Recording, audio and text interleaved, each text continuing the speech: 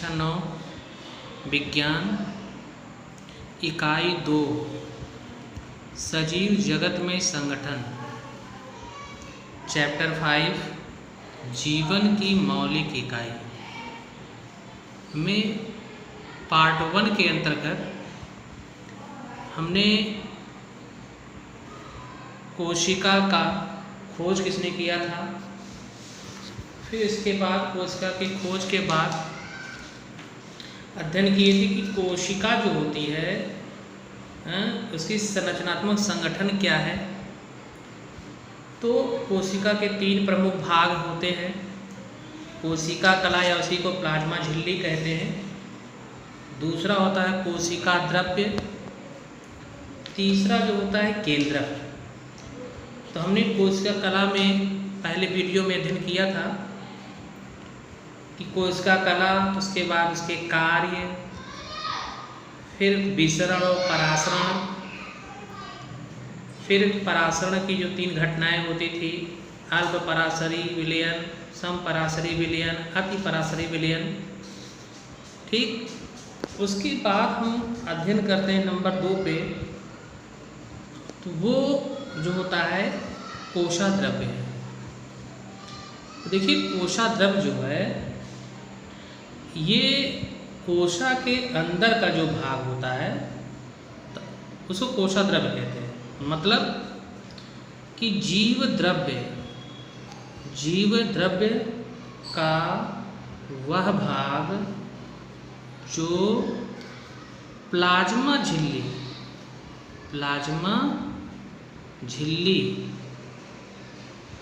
जीवद्रव्य का वह भाग जो प्लाज्मा झिल्ली और केंद्रक के बीच होता है, क्या कहलाता है? कोशाद्रव्य कहलाता है। ये कोशाद्रव्य कहलाता है। ठीक, अब देखिए जो पादप कोशिका होती है, तो पादप कोशिका में यह रिक्तिका के चारों ओर एक निश्चित क्रम में बहता है और इसमें जो होता है अनेक जीवित और निर्जीव संरचनाएं जो होती हैं वो दिखाई देती है। जैसे क्या होता है कि सजीव संरचनाओं में है ना, कोशिकांग है, कोशा के अंदर का जो अंग होता है कोशिकांग है, ठीक है, वो उपस्थित होता है। तो कोशिका द्रव्य तथा केंद्रक दोनों मिलकर के जीवद्रव्य कहलाते हैं। कोशा द्रव्य और केंद्रक दोनों मिलकर क्या कहलाते हैं? जीवद्रव्य कहलाते हैं। तो ये तो कोशा द्रव्य की बात हो गई, ठीक है। अब देखिए दूसरा जो होता है, तीसरा जो होता है केंद्रक होता है। ठीक, तीसरा क्या होता है? केंद्रक। इसको कहते हैं केंद्रक। देखिए कोशा के मध्य का जो भाग होता है वो केंद्रक कहलाता है। और केंद्रक जो होती है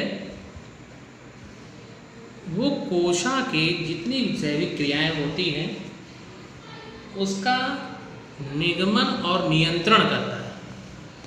अर्थात वह कोशा का एक प्रमुख केंद्र होता है, ठीक है, जिसे केंद्रक कहते हैं। कहने मतलब होता है कि कोशिका सभी जैविक क्रियाओं का नियंत्रण करता है।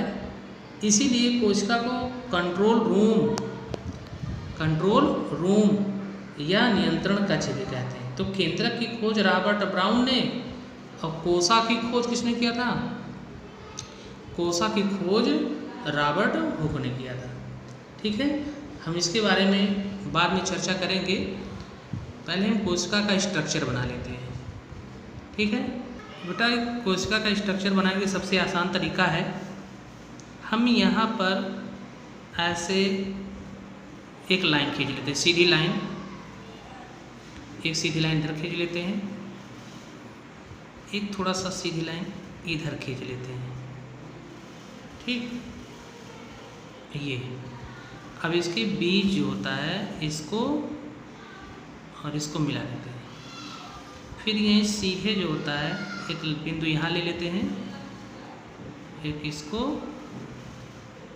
मिला देते हैं।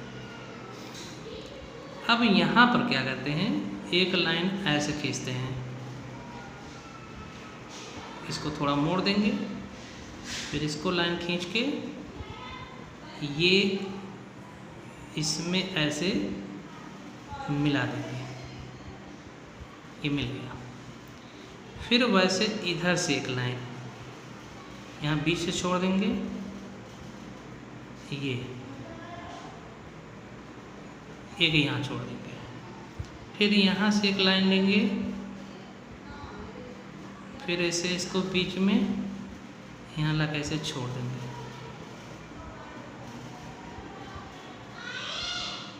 ठीक, फिर वैसे ही इसको भी ऐसे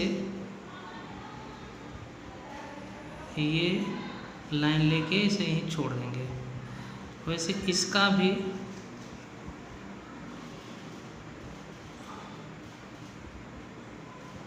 ये ऐसे।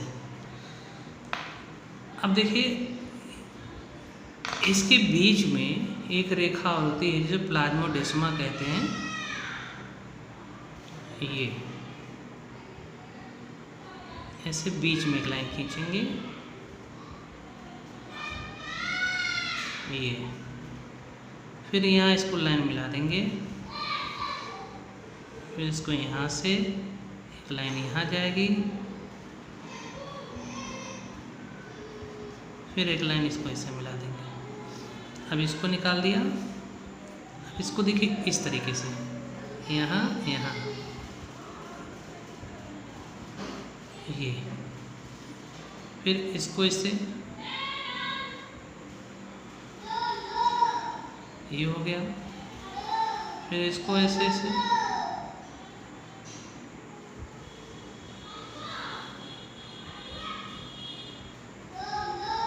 फिर ऐसे ऐसे। ठीक, ये बन गया। अब बीच में हम केंद्रक बनाएंगे। क्या बनाएंगे? केंद्रक। केंद्रक पहले इसे डॉटेड लाइन कर लेते हैं, इसे डॉटेड लाइन, फिर एक लाइन ऐसे खींच लेंगे डॉटेड इसके किनारे किनारे। अब इसको हम रूप देंगे केंद्रक का।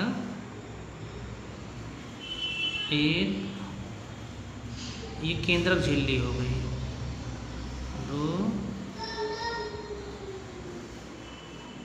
3, ये केंद्रक झिल्ली हो गई। अब यहाँ से इसको देखिए, इसके ऊपर से एक लाइन, 2 लाइन, 3 लाइन, 4 लाइन। अब जैसे ईंट जोड़ते हैं उसी तरीके से इसको ऐसे जोड़ना है, ईंट के तरीके। उसी तरीके से इसको भी वैसे ही करना है, जैसे ईंट जोड़ा जाता है वैसे ही इसको जोड़ देना है। उसी तरीके से इधर भी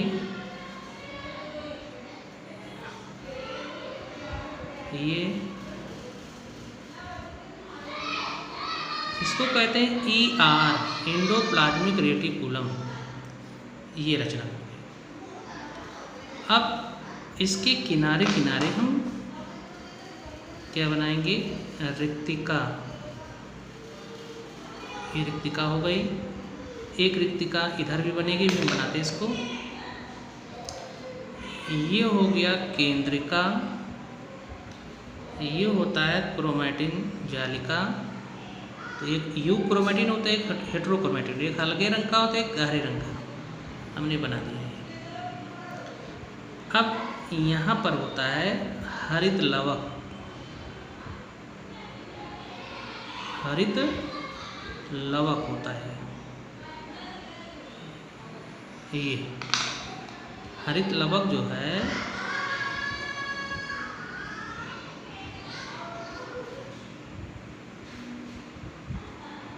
ये हरित लवक हो गया। फिर यहाँ पर क्या है कि राइबोसोम्स के कण है, ये राइबोसोम्स के कण है। हमने कहा था एक रिक्तिका इसको यहाँ बनेगी और एक रिक्तिका बन गई। फिर इसके बाद यहाँ बनेगा माइटोकॉन्ड्रिया। माइटोकॉन्ड्रिया में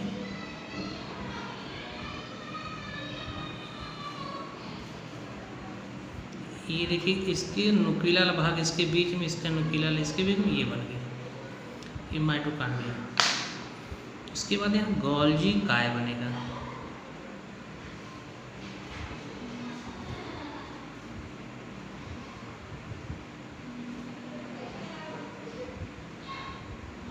ये गोल्जी काय बन गया। फिर हम क्या करेंगे, इसको इसके बीच बीच में साइटोप्लाज्म कोशा द्रव्य है, कोशा द्रव्य को यहाँ पे फिलअप कर देंगे, भर देंगे। जीव द्रव्य है, कोशा द्रव्य है, ये भरी हुई है, ठीक है, ये हमने भर दिया। अब चलिए हम इसका नामांकन करते हैं।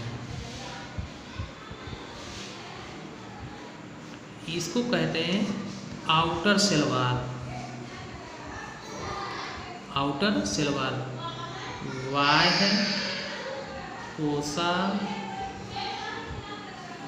भित्ति, इसको कहते हैं अंतः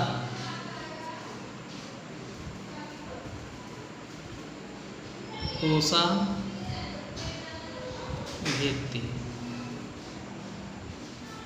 इसको कहते हैं,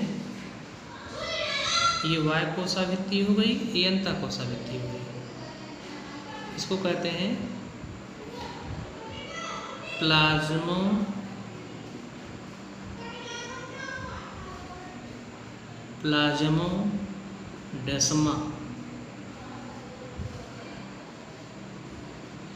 इसको कहते हैं आउटर में इम्ब्रेनमेंट, ठीक है, कहते हैं मध्य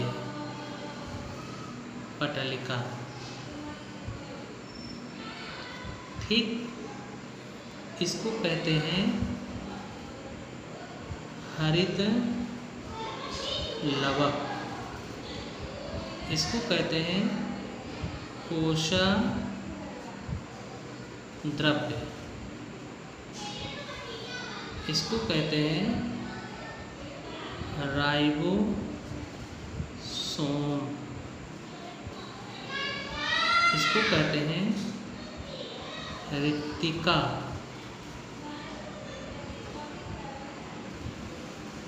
फिर इसको कहते हैं अंतः प्रदव्य जालिका, इसको कहते हैं गोल्जी काय, इसको कहते हैं माइटोकॉन्ड्रिया, ठीक। ये नामांकन इसका हो गया। अब ये बीच वाला भाग बचा है, इसको कहते हैं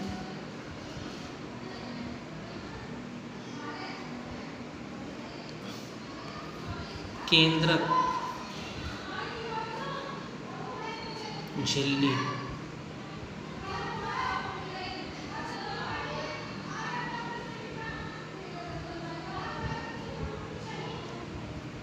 इसको कहते हैं केंद्रक छिद्र, न्यूक्लियोपोर कहते हैं, इसको कहते हैं केंद्रिका,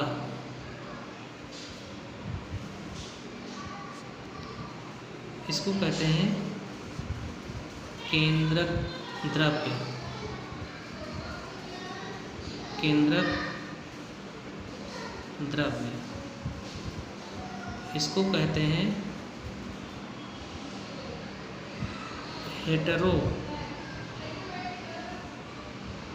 क्रोमैटिन, इसको कहते हैं यूक्रोमैटिन।